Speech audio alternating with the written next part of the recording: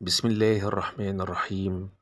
يا أيتها النفس المطمئنة، ارجعي إلى ربك راضية مرضية، فادخلي في عبادي وادخلي جنتي. في مثل هذا اليوم منذ 48 عاما رحل عن عالمنا والدي المرحوم الشيخ محمود مصطفى، المدرس بالمدرسة الاشتراكية الابتدائية بصهرجة الصغرى، عن عمر يناهز 56 عاما.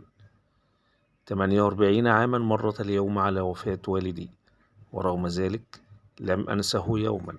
أدعو له دائما في كل صلاة، عسى أن أدرك قول الرسول الكريم عليه الصلاة والسلام: وولد صالح يدعو له، لعلني أكون هذا الولد. ولد أبي يوم 8 من يناير 1920، وبدأ تعليمه الأزهري في سن مبكرة. بعدها التحق بمدرسة المعلمين بالمنصورة، وبعد تخرجه عمل في الإسماعيلية فيما كان يسمى وقتها الجيش المرابط في تعليم الجنود.